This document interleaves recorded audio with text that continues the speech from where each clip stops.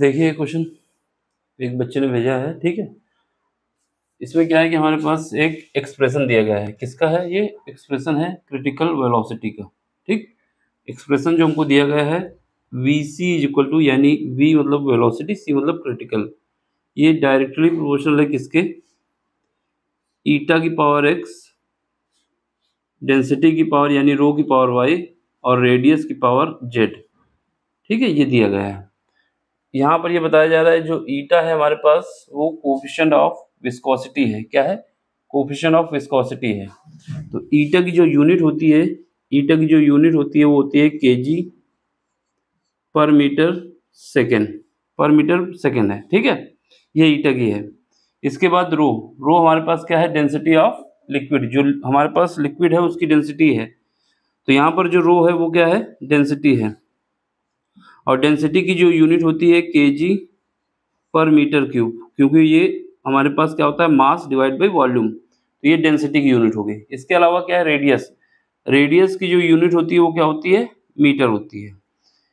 ये सारा खेल डायमेंशनों का है, ठीक है। अब हमें क्या करना है? इनकी डायमेंशन लिखना है।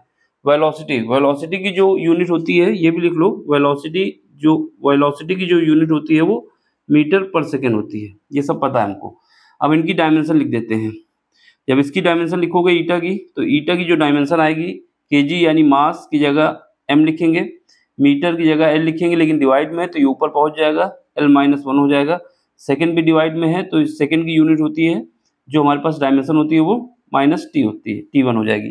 प्लस होती है लेकिन ये नीचे है, डिवाइड में है, इस वजह से ये ऊपर हो गया है।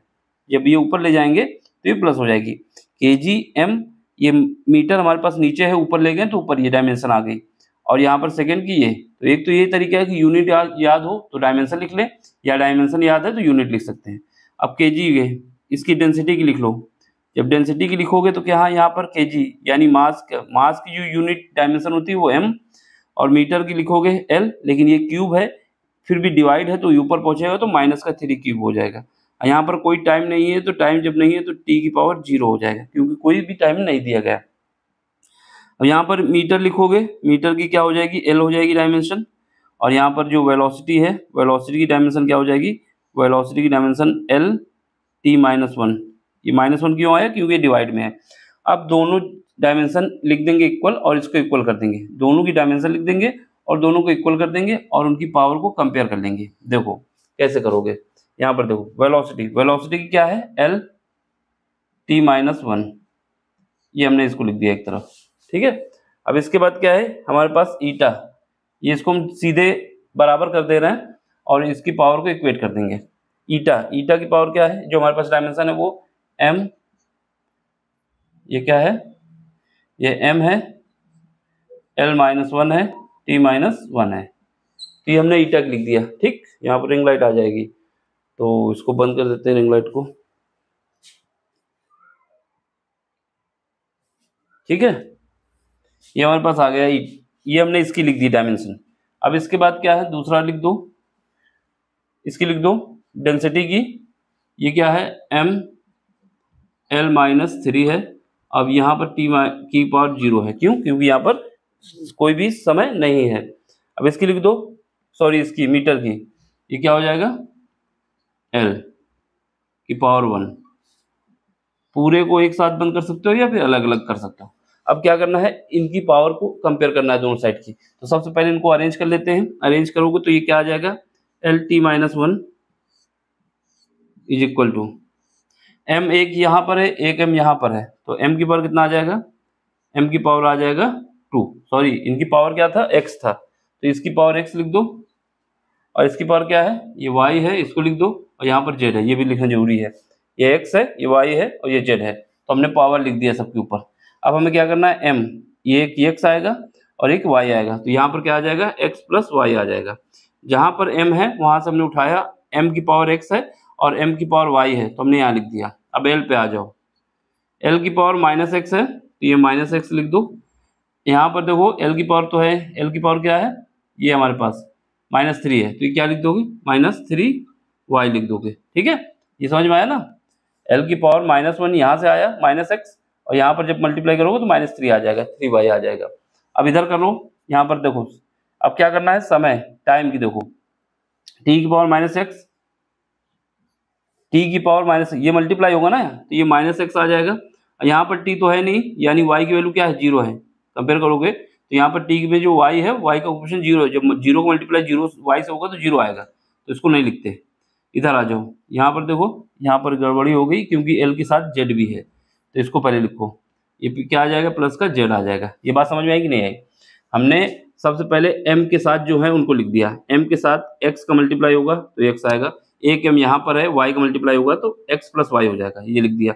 अब एल के साथ लिखना है तो एल के साथ माइनस वन एक्स आ गया, यहाँ पर मल्टीप्लाई करोगे माइनस थ्री वाई आ जाएगा। फिर यहाँ से जब मल्टीप्लाई करोगे जेड का तो ये प्लस का जेड आ जाएगा। एल यहाँ पर भी है ना। अब टाइम का लिखो, समय का, यहाँ पर देखो ये माइनस एक्स आ जाएगा, यहाँ पर ये क्या है, जीरो है, और यहाँ पर देखो और तो कहीं है नहीं समय, कहीं पर भी समय नहीं है, ठीक है। तो ये क्या हो जाएगा, इतना ही हो जाएगा। टाइम यहाँ पर एक है, ये माइनस एक्स, यहाँ पर जीरो है, यहाँ पर भी जीरो है, जहाँ पर नहीं दिया वहाँ पर जीरो है, ठीक। अब हमें क्या करना है, दोनों साइड की कंपेयर कर लेना है, कंपेयरिंग बोथ साइड की पावर का। किसका कंपेयर कर रहे हैं, बोथ साइड की पावर को कंपेयर कर रहे हैं, ठीक है। तो चलो अब यहाँ पर देखो, m यहाँ पर क्या है, यहाँ पर कोई m है नहीं, इसका मतलब क्या होगा, x प्लस वाई जीरो होगा।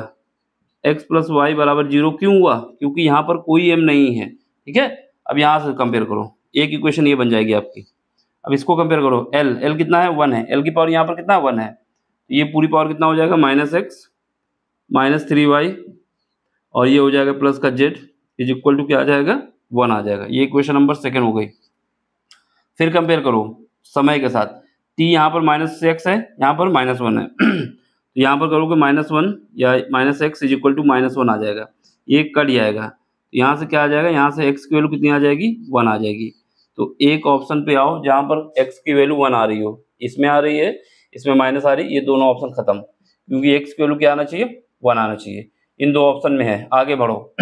अब ये वैल्यू उठा के पुट कर दो यहाँ पर इक्वेशन नंबर फर्स्ट पे, इक्वेशन 3 हो गई, इक्वेशन फर्स्ट पे, इक्वेशन फर्स्ट में क्या करोगे, x की वैल्यू पुट करोगे तो यहाँ 1 plus Y equal to zero. तो यहाँ से हमें पता चल गया कि y की वैल्यू क्या आनी चाहिए, माइनस वन।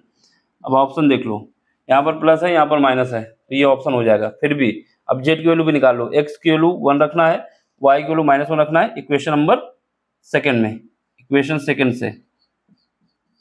अब x की वैल्यू माइनस वन रखना है तो क्या आएगा, माइनस का 1, ये क्योंकि माइनस लगा हुआ ना, x बराबर 1 रखोगे इस पे। यहाँ पर आओ, यहाँ पर क्या है, माइनस ये 3 है, फिर माइनस 1 रखोगे, फिर यहाँ पर प्लस का z है इज इक्वल टू 1 है। अब इसको सॉल्व कर लो, तो यहाँ पर कितना आ जाएगा, माइनस का 1, ये मल्टीप्लाई करोगे प्लस का 3 आ जाएगा, और यहाँ पर हमारे पास प्लस का z आ जाएगा इज इक्वल टू 1 आ जाएगा।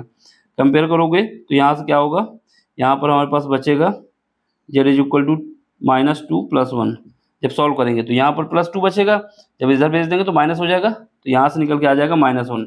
तो हमारे पास जो आंसर आया, जेड एक्स की वैल्यू कितनी आ गई 1, वाई की वैल्यू कितनी आ गई माइनस 1, और जेड की वैल्यू कितनी आ गई माइनस 1। तो जो ऑप्शन मिलेगा वही ऑप्शन सही हो जाएगा, ठीक है। तो देख लो, समझ लो, कहीं पर भी डाउट हो तो पूछ लेना। सिंपल सा है, क्या याद होना चाहिए, हमें याद होना चाहिए वेलोसिटी की डायमेंशन क्या होती है, ठीक है। वेलोसिटी की डायमेंशन ये होती है, वेलोसिटी की यूनिट पता है तो डायमेंशन निकालोगे, मीटर पर सेकंड। फिर उसके बाद जो हमारे पास ईटा दिया है, जिसको बताया जा रहा है coefficient of viscosity of liquid, तो इसकी जो यूनिट होती है ये याद रखना है, केजी पर मीटर पर सेकंड है। तो यहाँ पर लिखोगे तो इसकी डायमेंशन ये बन जाएगी, केजी को एम से लिखते हैं, मीटर को एल से लिखते हैं, लेकिन डिवाइड में है तो माइनस 1 हो गया। सेकंड को टाइम जो है टी से लिखते हैं, लेकिन माइनस डिवाइड में है तो ये माइनस हो गया। फिर उसके बाद डेंसिटी की यूनिट पता होनी चाहिए थी, रेडियस की सब पता होती है ना। तो इसको रखोगे, कंपेयर करोगे, वैल्यू निकालोगे, वही हमारा आंसर आ जाएगा। समझ में आया हो तो लाइक कर दो, शेयर कर दो, सब्सक्राइब कर दो। बाकी मिलते हैं अगले लेक्चर में। Thank you for watching, bye, take care. कोई क्वेश्चन नहीं आता टेलीग्राम में आके पूछ सकते हैं, ठीक है। स्क्रीनशॉट लेना है तो ले लो। Bye, take care.